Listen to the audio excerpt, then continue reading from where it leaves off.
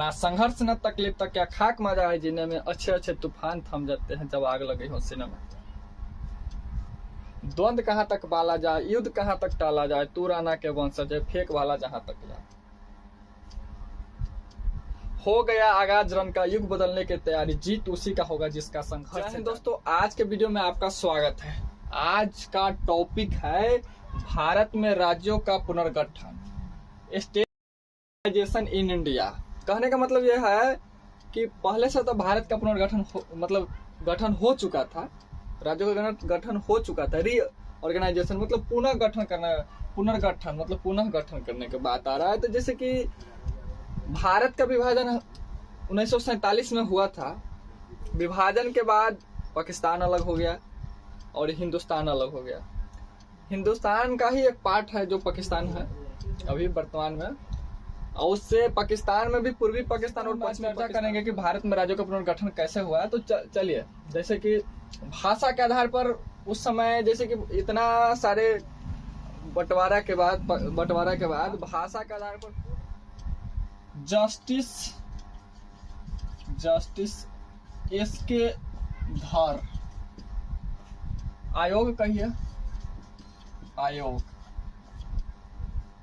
यह मतलब कि उस समय भाषा के आधार पर राज्यों के मांग में बहुत ज्यादा वृद्धि हो गया। मतलब कहने का मतलब बहुत ज्यादा मांग, बहुत सारे लोगों ने भाषा के आधार पर अलग अलग राज्य का मांग शुरू कर दिया।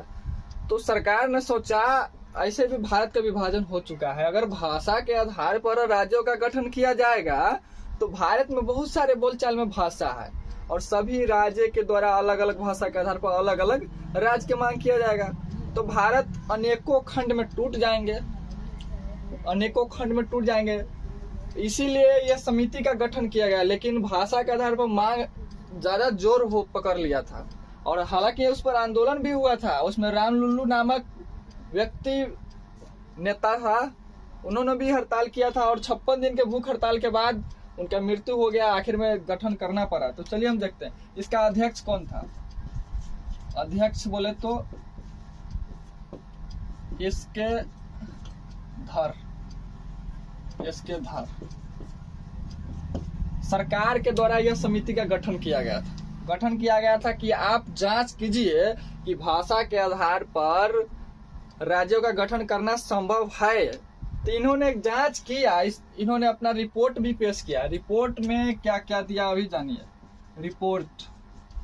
रिपोर्ट में दिया कि भाषा के आधार पर राज्यों का गठन करना संभव नहीं है। क्या है? भाषा के आधार पर राज्यों का गठन संभव नहीं है। क्या है?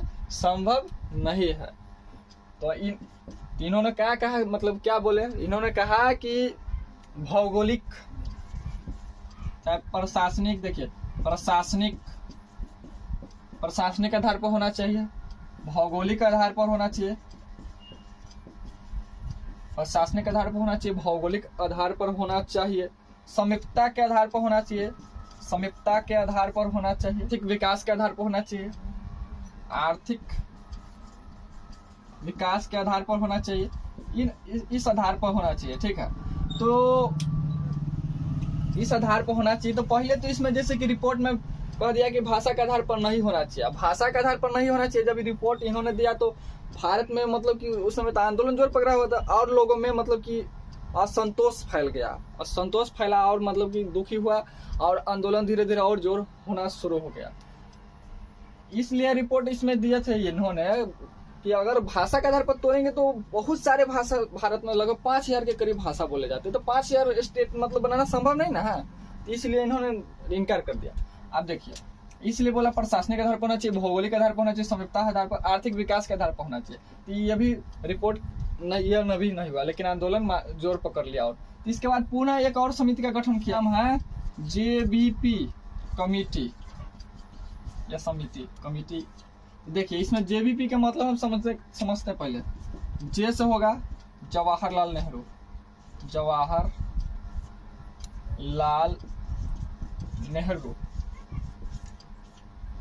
V से होगा वल्लभ भाई पटेल, सरदार वल्लभ भाई पटेल। इसके बाद पी से होगा पट्टाभी सीतारमैया, सीतारमैया। इन्होंने भी वही रिपोर्ट दिया जो ये दिए थे। पहले इनके रिपोर्ट को पहले ही इन्होंने जांच लिया। इन तीनों आदमी जो थे इन्होंने जांच लिया, और जांचने के बाद इन्होंने भी कहा भाषा के आधार पर राज्य का गठन करना संभव नहीं है, अनेकों टुकड़ा में, अनेकों खंडों में टूट जाएंगे, इसलिए संभव नहीं है। इनकार कर दिया तो देश में और ज्यादा असंतोष फैल गया। इनका रिपोर्ट भी इसी पर विचार किया और इन्होंने भी कहा कि संभव नहीं है। तो एक बात है यहाँ पर हम लिखते हैं, पोट्टी श्री रामुलु नेता थे जो तेलुगु भाषा को लेकर के, तेलुगु भाषा के लेकर आंध्र प्रदेश से अलग करने की बात पर आंध्र प्रदेश से अलग करने के लिए भूख हड़ताल पर बैठ गए। जब असंतोष फैला तो इन्होंने भूख हड़ताल शुरू कर दिए। भूख हड़ताल लगभग 56 दिनों तक इन्होंने भूख हड़ताल किया। 56 दिनों तक भूख हड़ताल। 15 दिसंबर 1952 के इनकी मृत्यु हुई। मृत्यु इनका 56 दिन भूख हड़ताल करने के बाद 15 दिसंबर 1952 को इनका मृत्यु हो गया। और सरकार को मजबूर हो करके मजबूरी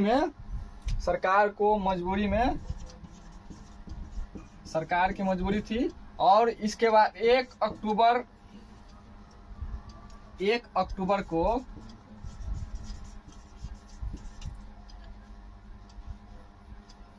तेलुगु भाषा को लेकर के आंध्र प्रदेश की मांग पर इन्होंने धरना प्रदर्शन किया था।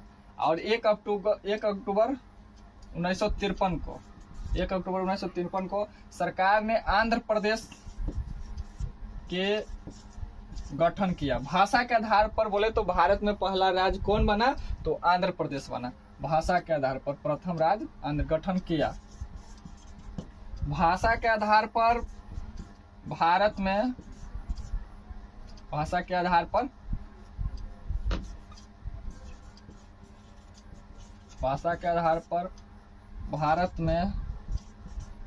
प्रथम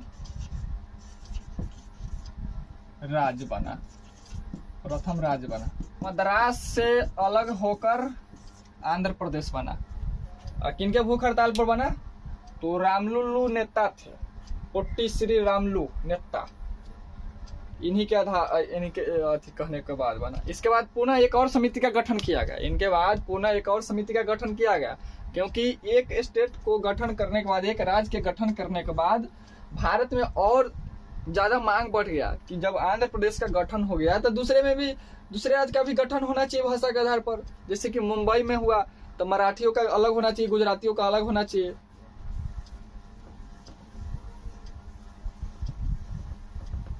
एक बहुत महत्वपूर्ण आयोग का पुनः गठन किया गया जब मांग में वृद्धि होने लगी, जोर पकड़ लिया आंदोलन। तो फजल अली आयोग है, फजल अली आयोग। इनके अध्यक्ष बोले तो फजल अली थे। 1953 में इसका गठन किया गया। फजल अली आयोग के अध्यक्ष फजल अली थे। न्यायमूर्ति फजल अली, मतलब जस्टिस फजल अली, जो जिसका अध्यक्ष फजल अली थी, तो फजल अली। अन्य इसमें 2 अन्य सदस्य थे। एक थे HN कुंजरू, एगो थे KM मनिक्कर थे। कब आया, 1955 में रिपोर्ट दिया। और इन्होंने 2-4 बात रिपोर्ट में कही। देश की एकता और अखंडता सुनिश्चित रहे। मतलब गठन करने के लिए कर सकते, लेकिन देश की एकता और अखंडता सुनिश्चित रहना चाहिए, इसमें कोई खतरा नहीं होना चाहिए। दूसरा बात इन्होंने एकरूपता होना चाहिए, भाषा एवं सांस्कृतिक एक रूपता होनी चाहिए। तीसरा बात भी इन्होंने कहा था, प्रशासनिक तर्क होना चाहिए, वित्तीय आर्थिक एवं प्रशासनिक तर्क होना चाहिए। गठन संभव है लेकिन यह शर्त होना चाहिए, तब हो सकता है। मतलब देश एवं राज्यों में कल्याणकारी योजनाएं होना चाहिए, ठीक है। तो इन्होंने अपना बात रखा, 2-4 बात ऐसा ही। और एक बात इन्होंने और कहा था, राज्यों का पुनर्गठन, राज्यों का पुनर्गठन भी जैसे कि पहले था भाग क ख ग घ ऐसे था। इन्होंने अपना रिपोर्ट में कहा इस सबको पहले समाप्त कर दीजिए। क्या कीजिए? समाप्त कर दीजिए और 16 प्रांत और 3 केंद्र शासित प्रदेश बनाइए। देखिए, इन्होंने कहा कि संभव है लेकिन इन 3-4 बातों पर फोकस होना चाहिए, इन 3 बातों पर खतरा नहीं होना चाहिए। इन 3-4 बातों को ध्यान में रखते हुए भाषा के आधार पर राज्य का गठन कर सकते हैं, लेकिन ये सब बात रहना चाहिए। और जो पहले था क ख ग घ, इसको समाप्त करके 16 राज्य और 3 केंद्र शासित प्रदेश बना सकते हैं। इन्होंने यह बात कहा था। तो इसके बाद आते हैं, इसके बाद 1955 में रिपोर्ट देने के बाद न्यायमूर्ति फजल अली आयोग का जो 1953 में गठन किया गया था, 1955 में इन्होंने रिपोर्ट दिया था और इनका बात सरकार कुछ संशोधन के द्वारा मान लिए। और इनके मानने के बाद राज्य पुनर्गठन अधिनियम 1956 लाया संशोधन के साथ। मतलब इन संशोधन में क्या किया, इन्होंने बोला था 14 केंद्र शासित प्रदेश, 14 राज्य होना चाहिए। राज्यों की संख्या है सरकार के द्वारा 14 प्रदेश बनाया गया, 4 केंद्र शासित प्रदेश, केंद्र शासित जो कैटेगरी में विभाजित था क ख ग घ, ये जो कैटेगरी था इसको कैंसिल कर दिया गया, इसको समाप्त कर दिया गया, इसको समाप्त कर दिया गया। और इसके बाद 14 राज्य और 4 केंद्र, इसका गठन 7वां संविधान संशोधन किया गया। 7वां संविधान संशोधन, 7वां संविधान संशोधन के 7वां संविधान। तो आंध्र प्रदेश बना, किससे अलग होके बना? तो बना मद्रास से अलग होकर। अभी आप मुंबई मत समझिएगा, पहले बम्बई था तो पहले बम्बई 1960 में, 1960 अलग हुए। एक था, देखिए, एक था महाराष्ट्र, महाराष्ट्र किस भाषा के आधार पर बना था? मराठी भाषा के लिए, ठीक है। और इसके बाद था गुजरात, यह किस भाषा पर बना? गुजराती के लिए, गुजरात हुआ गुजराती के लिए।